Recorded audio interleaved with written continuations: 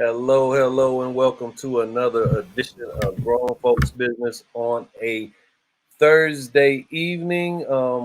Glad to see some familiar faces as always. Glad that Lisa could circle back for this topic. It is one that I know she finds near and dear, and I'm looking forward to hearing some input from her on it. Um, and also catching up to see how your podcast is going and such. So glad you can make it. Um, Hello, good to see you. Good to hear from you. And greetings also. Um, want to say uh, first and foremost, as always, thank you for being here, Julia, Greg, Lisa, Bob, Danya, for what you do. I appreciate it, and for all the people that tune in because they're more than I know. I don't ask for numbers. I am aware that they're consistent viewers. I've been told of people who have watched the show and taken something from it and shared it with friends, family, coworkers, and such, and that means a lot. And tonight's topic is um, something that I think is very shareable um, because it's about balance, the benefits of balance. Where did when things are askew, where do you go and what do you do? That's the topic for this evening, and I think this is something given those in attendance in the squares, and I'm so glad that Greg and Julia made it. Super glad Lisa's here, and Bob, as always, I appreciate your presence. But you guys are people that I appreciate, and thanks, Marcus, for chiming in. Good to see you here. That's what I mean. What I'm about to say. The people that are here and going to contribute to this conversation are people that I feel understand on the level that I am intending to encourage others how important balance is, how important measurable steps and things that you do to create balance in your life um, are how critically important they are to providing you with some stability because life is tough and I often say uh, life is about coping. So that's not a negative thing. That's a mechanism of understanding that the experience of living comes with highs, lows, and everything in between. There's a lot of gray.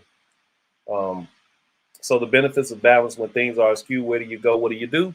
I'm really focusing on understanding that it all starts within.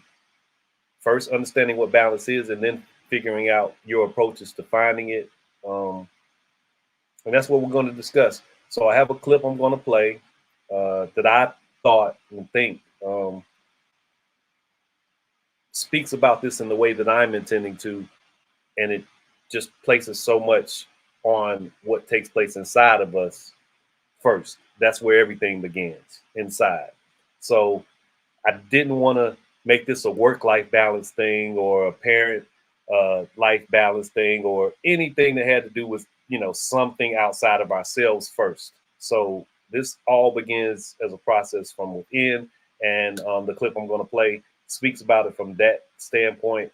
I hope you guys are receptive to it, and then on the other side of it, of course, as we always do, we'll have a conversation. So let me get this share screen thing going. And I like the clip, and I hope you guys do too.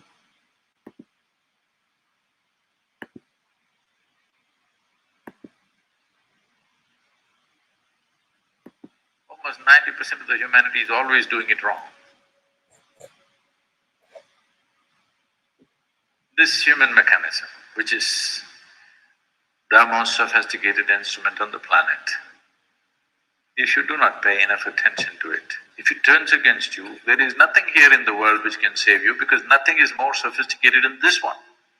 Because this is of the highest level of evolution and sophistication. If this turns against you, nobody can save you. I want you to know this. This should not turn against you. To know the entirety of what this is, it'll take a certain level of attention. But to bring balance to this doesn't take too much.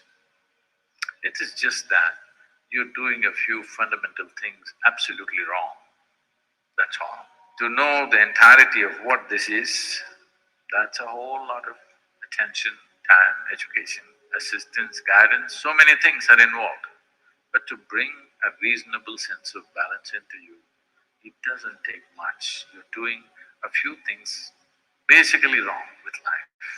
When I say basically wrong, one thing is for everybody to understand, all human experience is generated from within. Is that so? All human experience is generated from within. So at any time, if you feel happy or unhappy, miserable, joyful, ecstatic, in a state of agony, doesn't matter what happens, what is your experience, pleasantness or unpleasantness, just to know that it's happening from within, and it can only happen from within. If something is feeling unpleasant, first thing is to look at this. What am I doing wrong with this? Am I eating wrong? Am I sleeping wrong? Am I sitting wrong? Am I breathing wrong? Is my heart beating wrong? Something, my very chemistry is wrong. Something is wrong with this, not with that.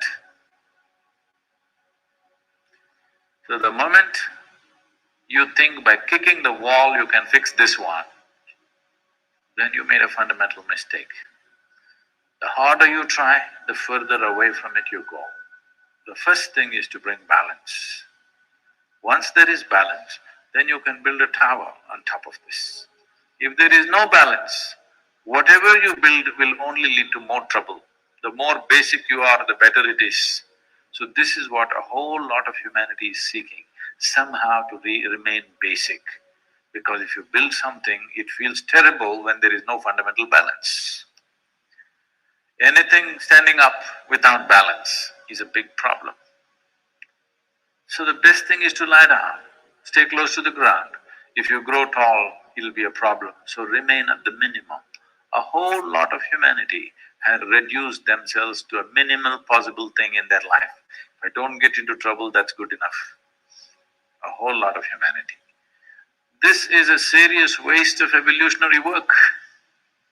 What has happened on this planet in the last few million years to evolve life from its simplest form to what it is today, just wasting the entire process.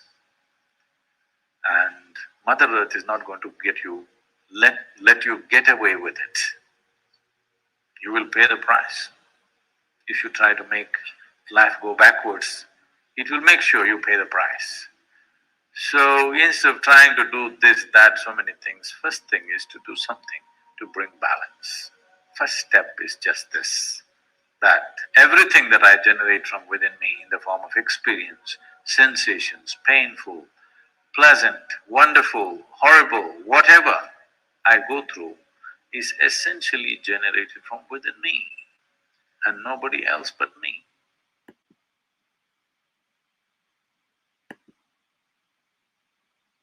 So, I'm interested in you guys' take on that. I myself, I receive it as, like as we have established, it begins with you. Understanding and being self-aware, I think, is critically important to even attempting to find balance.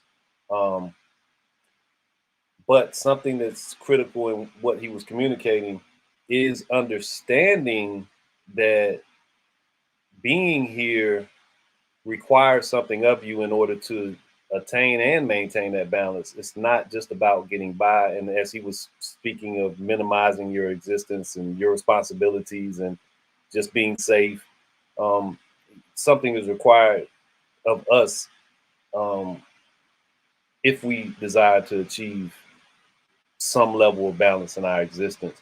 And I take that seriously. I don't think that I get uh, the balance that I need if I'm not in some way active in what I think of and hope is a contribution to the betterment of us as individuals. I'm still I think a bit of a newbie to the continuation and the intentional implication of that exercise, but I know there is a fulfillment in it, and there is a balance that presents itself when I make it my when my effort is made to participate in some measure. So, um, of course, the discussion that we're going to have is centered on when things are skewed. Where do you go? What do you do? But I want to begin with the question of what does balance even mean to you? Do we have an idea uh, of what balance is based on the way it's framed for this discussion? Do you have an idea of what it is to be balanced? Um, and I will start with Gregory and Julia and look forward to hearing what you guys have to say. And Lisa, I know your picture's down, so just let me know if you're still there to talk and after Greg and Julia.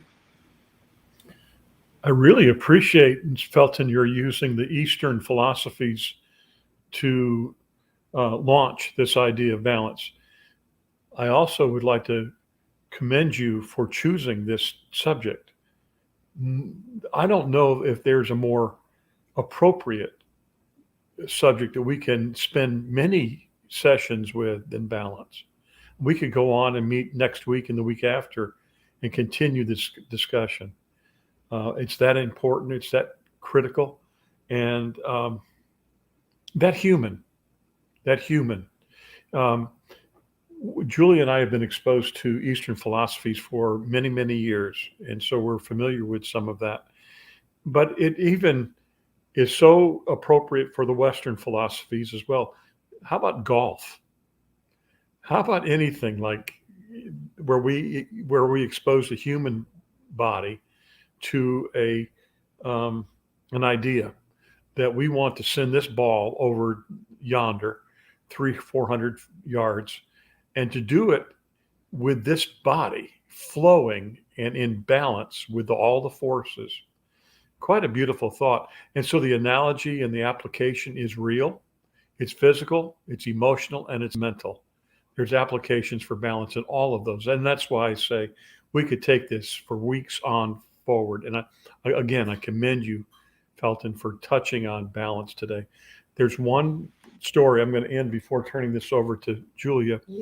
I love this story about the teacher and the inquirer. Someone comes and visits a teacher in an ashram, and they sit at the table, and the teacher is very accommodating, and the person who's requesting information from the master or the teacher, it sits, and I think he's nobility. I think he's got some stature in the community, maybe the biggest man.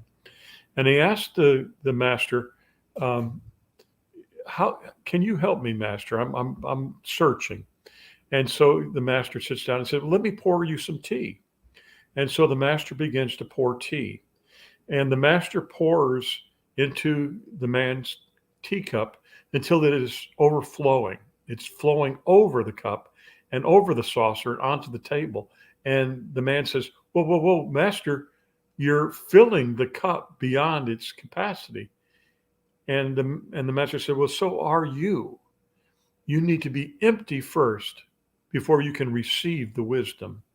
And so I think that's a story about um, humility, which helps with our being balanced, and many other things. But the idea of being at least partially empty and open to what's being offered to us. And that's all I've got. Yeah, I want to say before you go, Julia, Greg, I hear in some of what you're saying, balance, of course, is very connected to alignment, but the process of alignment is kind of what you're speaking of when you're talking about recognizing first that there's alternative ways of thinking about things and there's other things to be considered. And when you mention Eastern philosophy, that's a thing that somebody may not even think twice about, but it's all in the realm of becoming a better student of understanding what being a human being is. It's all under the same umbrella. So it's ways to find alignment in this process. And I appreciate you sharing that. Go ahead, Julia.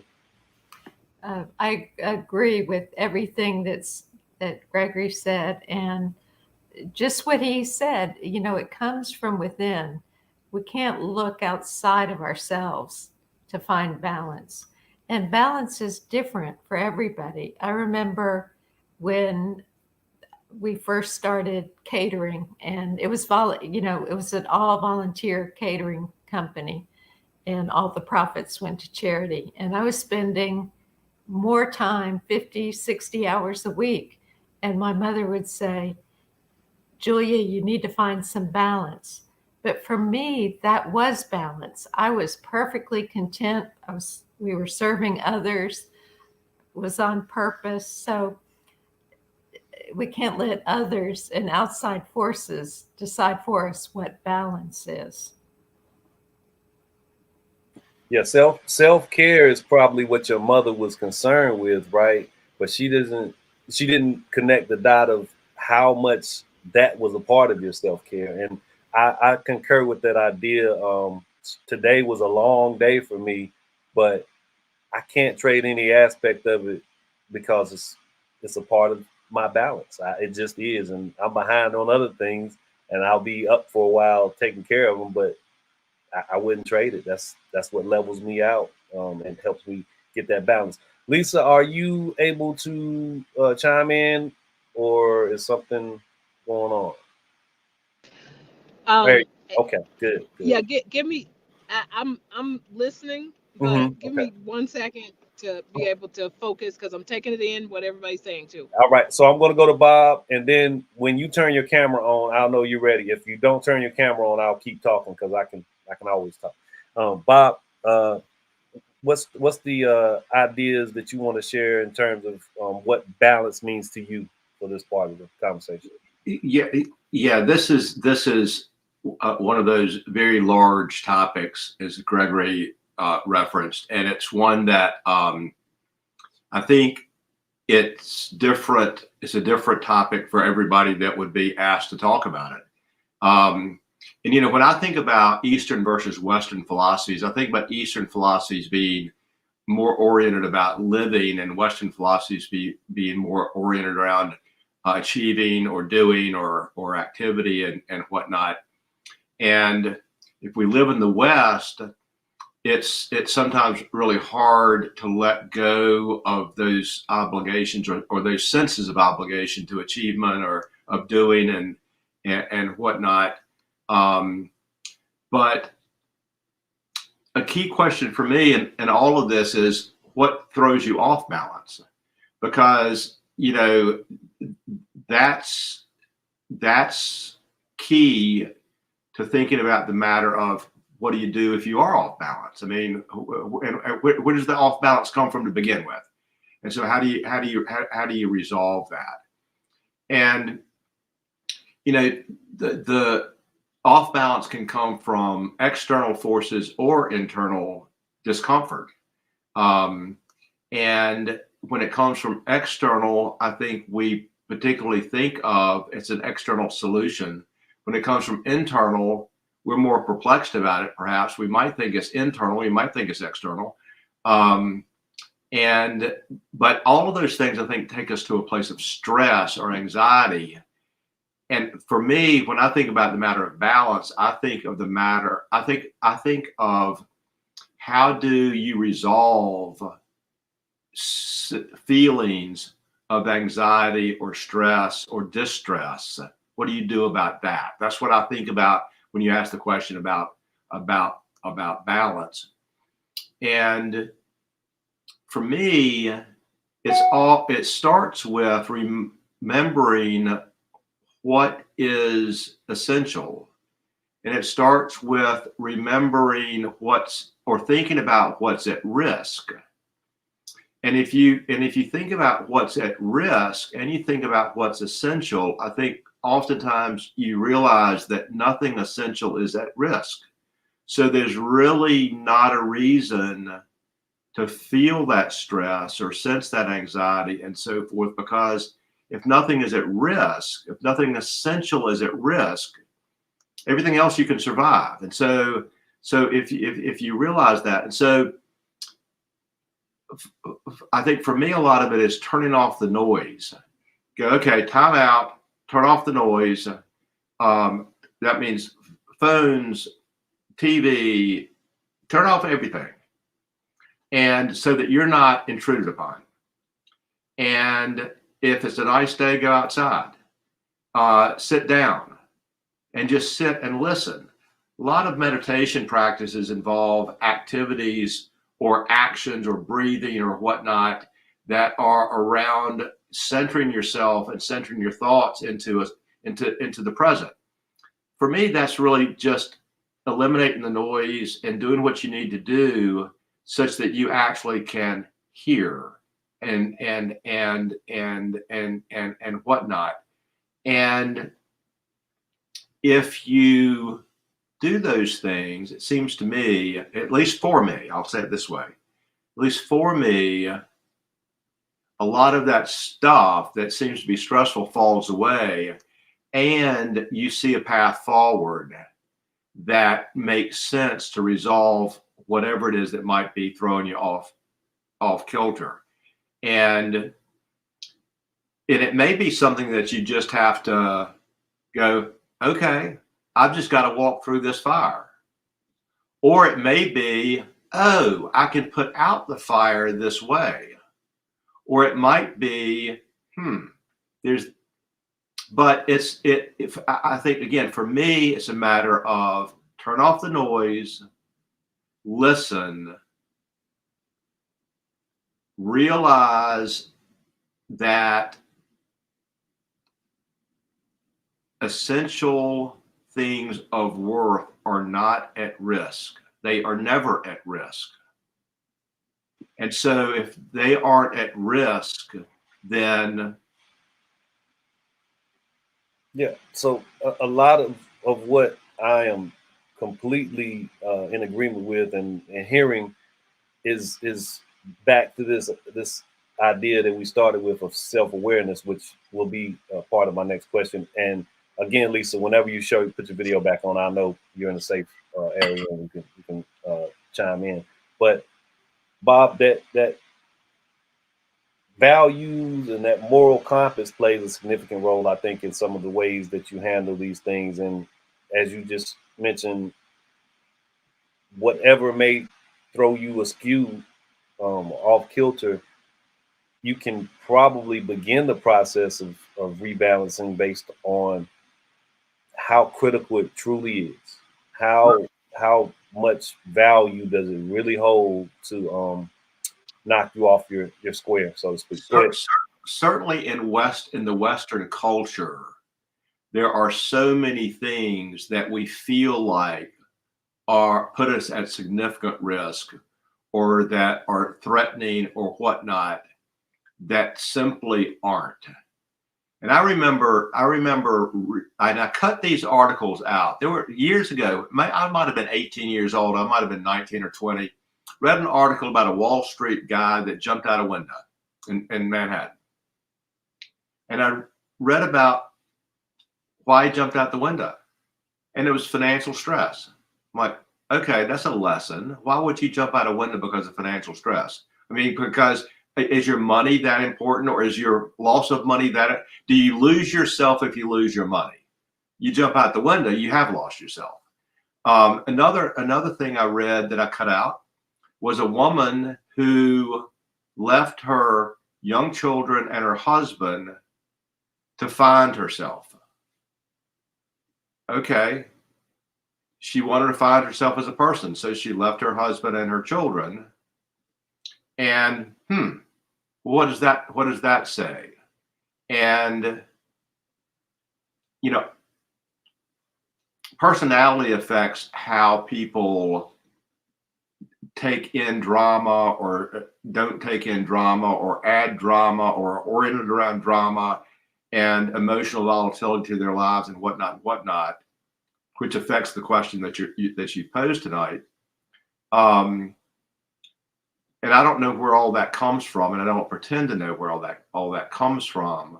But I do think that coming to terms with who you believe yourself to be, who it is that you choose to be, knowing that and knowing what matters to that are absolutely key.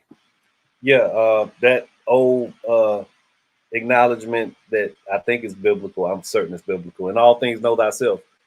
You should have a good idea of who you are and what you're about by measure especially when you are tasked with anything that is in consideration of someone, um, whether it's a relationship or, in the case of the latter story that you mentioned of the woman leaving her family, there's a requirement of consideration there that does not uh, discount her finding herself.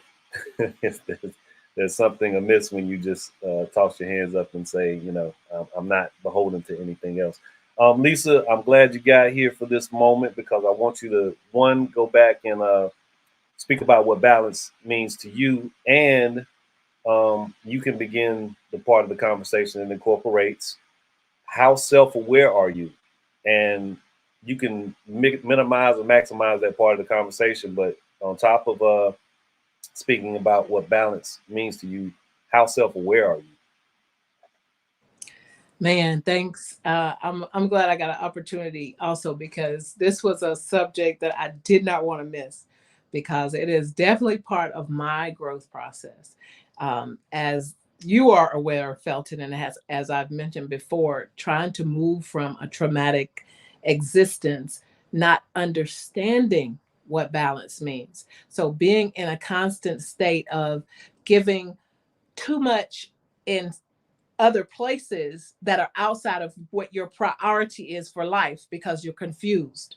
So for me, balance is understanding your priorities and giving the majority of you to your highest priority. So to your point of what you were saying about your day to day, if your highest priority is based on what you were fulfilling in your day, then it is balance. So as you knew, I'm dealing with a family medical issue but part of me having a balanced existence, your show means a lot to my existence.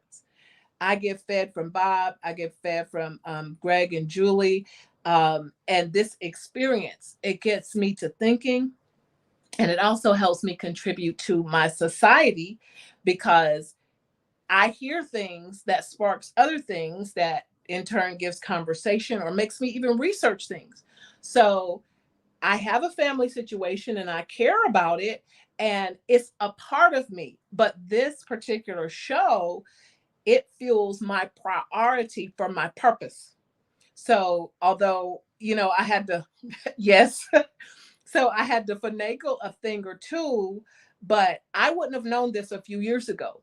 But I had to impart learning what balance meant and how to actually move to it. Because when you're not used to something, and if you hear about it and know that it's the right thing, you still have to accept it and then make that change. So right now, for probably the fourth time, I'm reading a book called The Courage to Be Disliked. And it's several principles they're interesting, but I keep some meat and throw away some bones. But one of the major principles the philosopher is talking about is the value of just existing. And that is different from how I've encompassed most of my life. I thought my usefulness was me having to do. So full circle here, I had to make this a priority to be a part of this show, because it's based in my purpose for my existence, for my balance, although my family is too. And I felt okay with cutting off part of what I was giving there in order to give this certain part here. But it is the journey of learning what that is and then being uncomfortable enough to move to it and then being able to succumb to it. Thank you. Yeah, wonderful and well said, well received. And I'm going to assume that if you are not, you are on your way to being very self-aware. You're making it a practice and an intention to know what makes you who you are and what's important and what to prioritize. If you're not 1000% there, you're most of the way. And I'm glad to hear it. And it never ends. As long as you're here, it never ends. So glad to hear it. And I appreciate you being here, Lisa, and I'm glad you're able to share that. Greg and Julia, what's going on, Jay? Wish you were in the building. We'll have to figure that out. But glad you're able to listen in.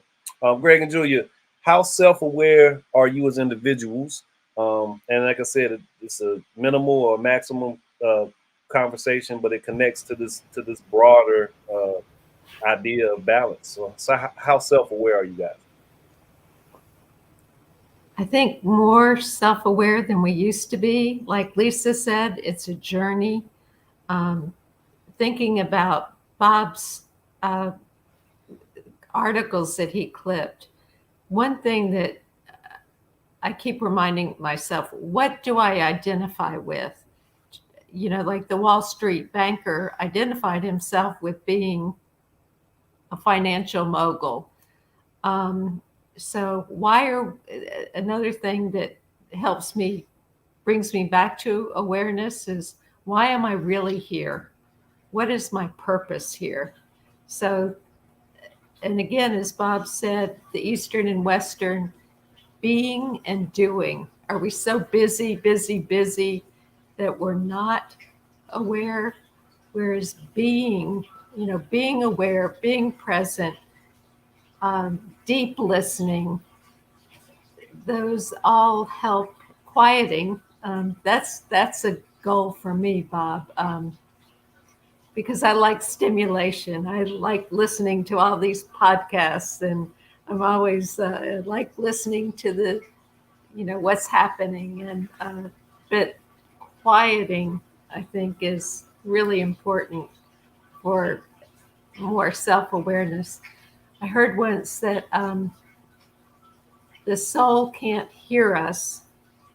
The soul can't operate or reach us when there's noise. So we need that silence. I think that in the process of self-awareness, there are a good many questions, and it's a continuous conversation and a continuous flow of questions. And the more open we are to hearing and listening, the better receiver we are of information and inspiration. And so being open allows us to be more self-aware. Another question, I mentioned question, one question is, what motivates us? If we can check ourselves, what's motivating me and why am I doing this? Not in a way that it drives us crazy and where we drive ourselves into too much introspection and almost to a point of Processing. paralyzed. It's not a paralysis, it's an openness. And so if we're really open to what's motivating me, I really want to check this out. And the other thing is, Julie and I, and as I mentioned in other conversations, that we do a review every night. We actually review all day long, but like nighttime is the big one where we end the day and we consider. So that's another form of checking ourselves out. But one big question is, what motivates me? What's motivating this action that I'm taking? What's motivating this thought, this thing that I'm contemplating? Yeah, well received by me, Greg, and I'm sure everybody that's listening. I kind of have that thought of in an analogy form of that when you take your car to get serviced, that diagnostic check when they hook it up to the machine and it tells everything that's good and so on and so forth. That's a build of that self-awareness that I embrace, even middle of the night, early morning, just not so much consumed with what you have to do, but as you kind of alluded, as you said very clearly, why are you doing it? The why sometimes is more important than the what. So yeah, man, that self-awareness, that diagnostic check of our entire head to toe being is something that takes time and attention. And I'll say this before I come to you, Bob. Julia, I have grown accustomed over the last few years to sometimes I'll get in the car and radio's not playing, podcasts not going. And as much as I love those things, when it's not intentional, I appreciate it even more. Sometimes I'm just riding and I've been riding for 30 minutes and I'm like, there's nothing playing. and it's just completely, escaped me that it's okay to enjoy the silence. And there's something in that, something kind of magical in that. Bob, what are your thoughts on this, the self-awareness thing? You kind of alluded to some stuff, and I think you can easily circle back to. Yeah, something you and I talked about this morning at breakfast, and one of the things about our culture is we tend to think that happiness is the mission, and sometimes becoming more aware actually doesn't help happiness. It helps awareness, it helps truth, but it doesn't help happiness. And so I think sometimes people are afraid of awareness because they want to stay in happy space.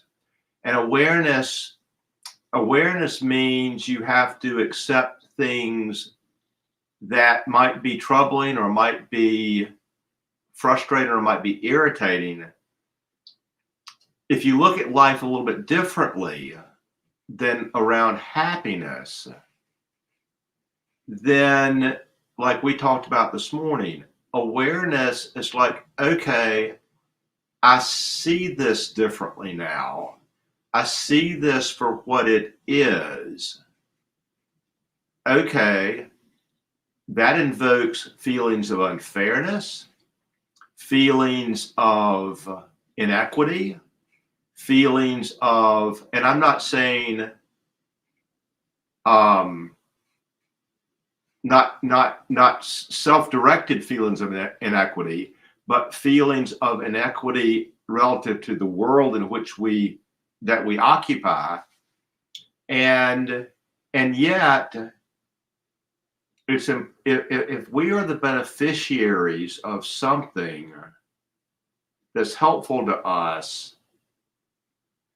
we need to be aware that that might be an inequity in life that other people don't have the advantage of, that should be disruptive, that should make us really think through that. And the question is, okay, how do you work with that relative to your mission, or why we're here, and those sorts of things, which can be agonizing, can be challenging, can be all of these things, and yet at the same time, it is healthy and it is good both for us individually and for the community in which we exist. And so our own happiness can't be the goal, can't be the mission. Contentment maybe, or peace. Peace and happiness are very, very different.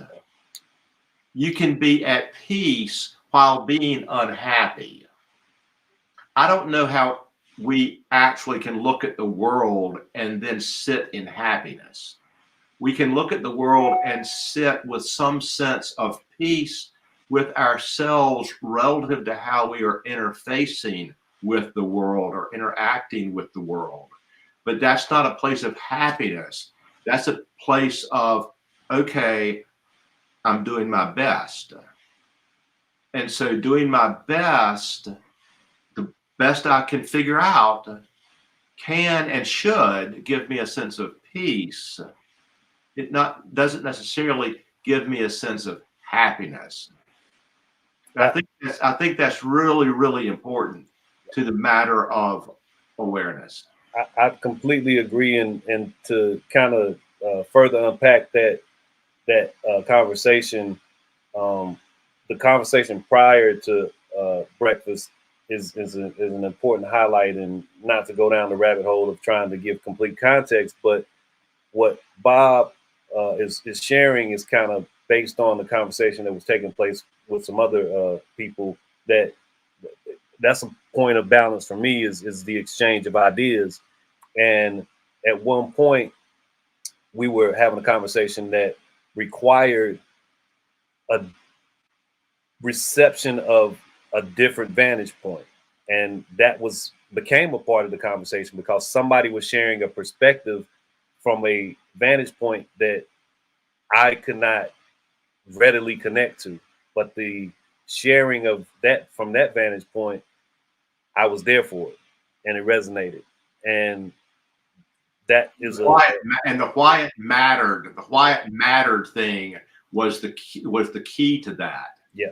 The instinctive, the why, yeah. Self-aware, reactive, why it mattered clarity was just.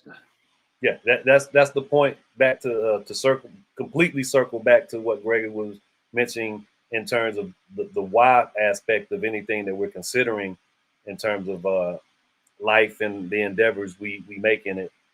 The why aspect and the response from that vantage point that's different from mine, that perspective, that view is different from mine, was highly impactful in terms of understanding what it means to actually care about community and to be understanding that your personal happiness,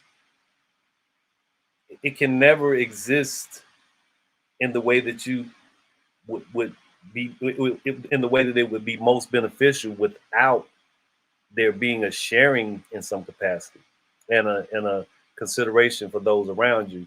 So that's, when people do the New Year thing or whatever is happening in their life and they talk about everybody they're cutting off and I'm doing me and I'm living my truth, it's so much of a fascinating process because when I observe that type of commentary, it is in the absence of a consideration for a life that is not going to be without contact with others. It's not possible unless you're going to a cave somewhere and getting a Grubhub or sent to you, and you don't ever interact with the person dropping it off. I don't know how you have that type of existence. You're going to interact with people. So here we are, full circle in this conversation because now we get to kind of answer that last question or that beginning question that's actually in the topic. Where do you go? What do you do when things are askew? I'll begin because Greg, you mentioned one of my go-tos, and that's golf.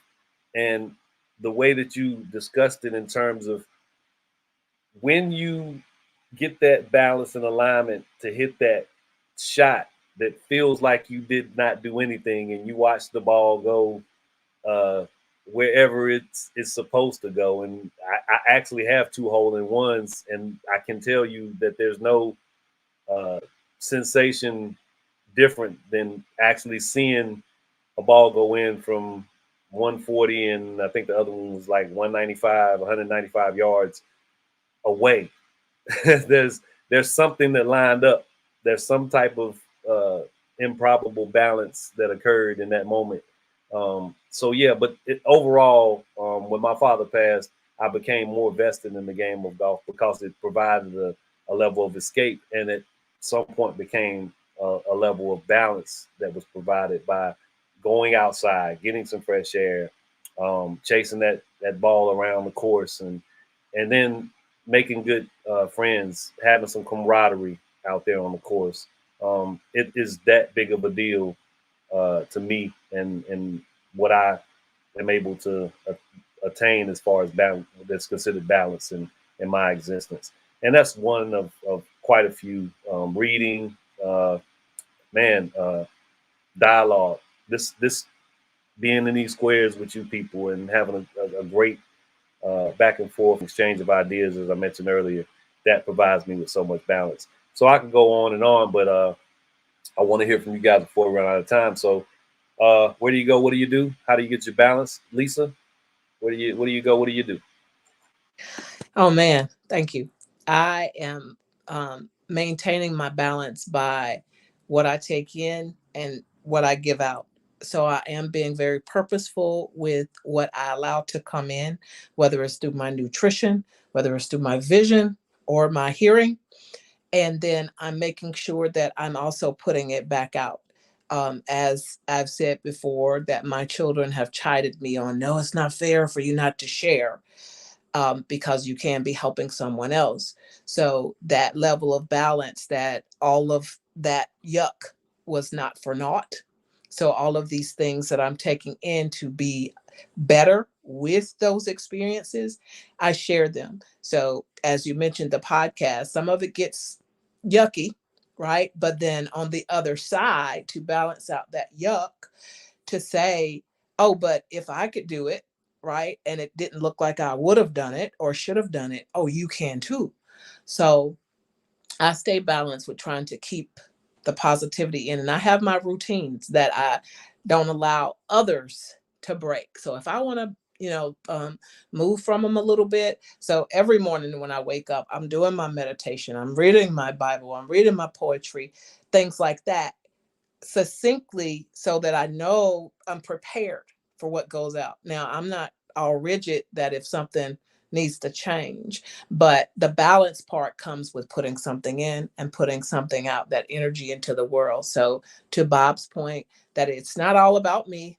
And I do believe in joy, which joy is an internal thing. Happiness is about external stimulus. So I try to stay away from expecting. Thank you, Felton, for pinpointing that back on my 50th birthday, expecting certain things. So trying to stay in tune with the joy, that no matter what stuff is going on, on the outside. So I thank all of you guys, because you're just amazing individuals, and you pour such great positivity in. But for me, dude, music does it for me. And just a whole side note, I have, different text groups that I send stuff to, and I have about 15 young people. And when I say young, like 32 and under, that I send some text to, and all the positivity, da, da, da. But the other day I sent them a clip of me rapping to DMX. And it was some lyrics in there that's like, what, you coming for me? Kind of thing. And I'm like, y'all don't know, sometimes I got to get hyped like that. So, it just keeps them, that's part of that balance with, okay, Big Mama can do this with you too, but it takes a lot to stay, on top and do what you need to do to be on top. Okay. Thanks. Lisa, that was tremendous. I love you, and I appreciate you sharing. That is not. I didn't make those motions because of some "I told you so" or whatever type thing. I know you don't. I know you did not receive it that way. I am so appreciative for you to share with me in whatever capacity. I don't, not me being in any part of contributing to you doing anything has anything to do with my reaction.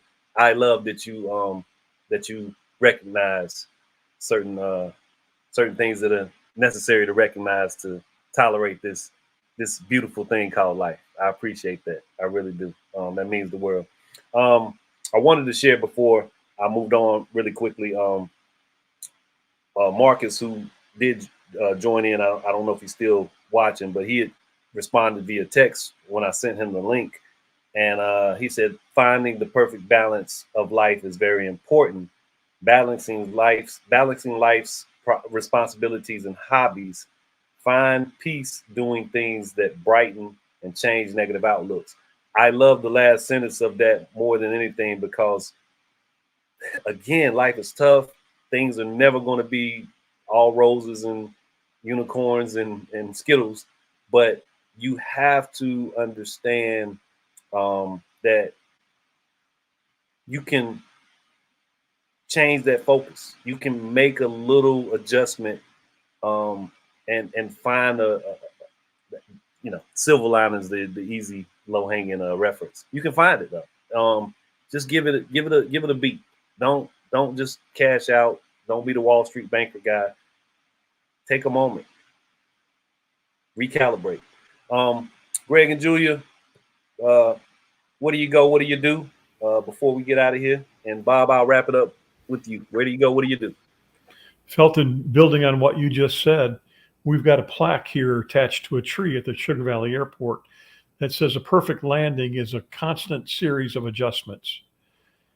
We are continually adjusting and paying attention. One other thought is the middle way, staying away from those guardrails, staying away from the extremes, and find that middle path.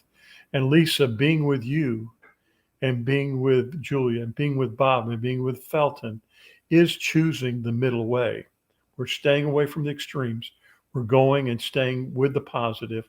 We're seeking the positive. We affirm the positive and we support the positive. And that's the middle way. Okay. And I'm just going to say, Lisa, you were reading my mind. I think a lot about happiness and joy. Happiness, we're depending on others, you know, and it's an up and down.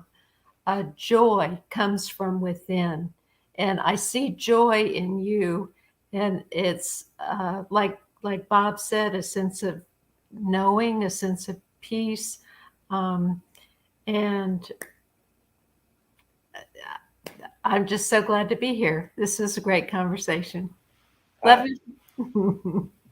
It wouldn't be a great conversation without you guys being here. And I'm so glad we were able to have it. And I knew this would be one that Gregory especially, and I every time he and I have any exchange, it's generally in the realm of ideas concerning what it is, you know, to live in some capacity. The human condition is fascinating. Bob and I are always in conversation about it. So yeah, it's just what we do.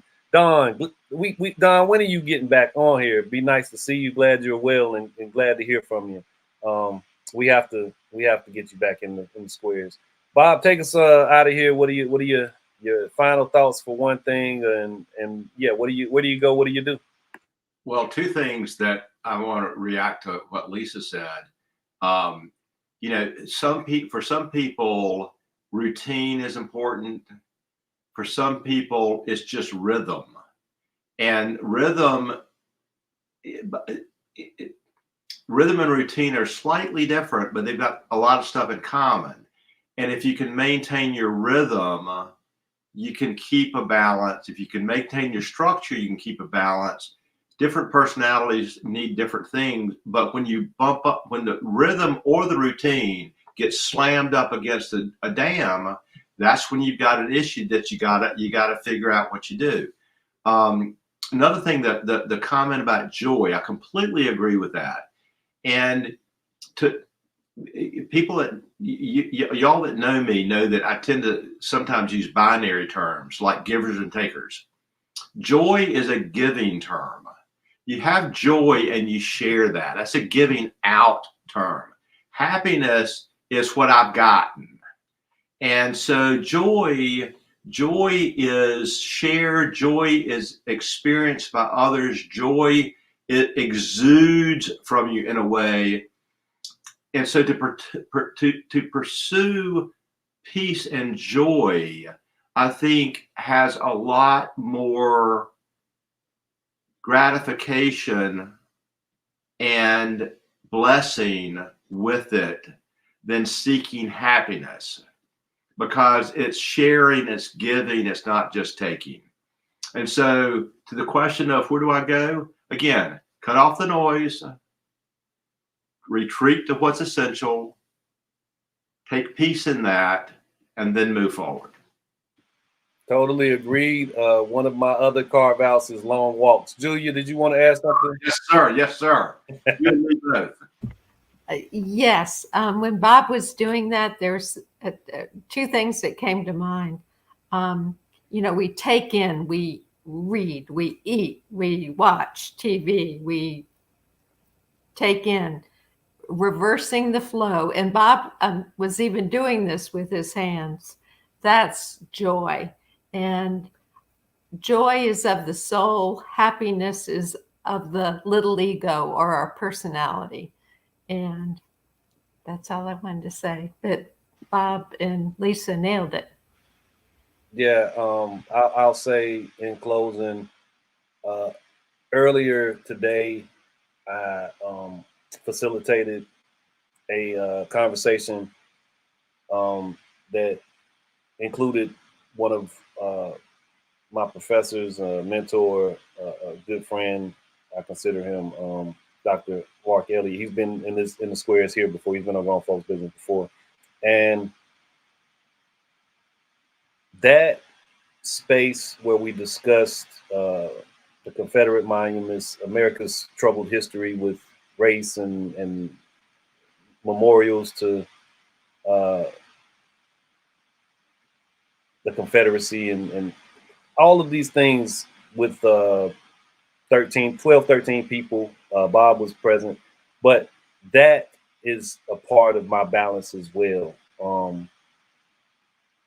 And I wouldn't trade any of it for the world, no matter how tough the topics are, no matter how cringy moments can become. And that was not the case today. It's just understanding, as I think we're all in agreement, the process is not beautiful, but the balance is. I don't know how else to put it.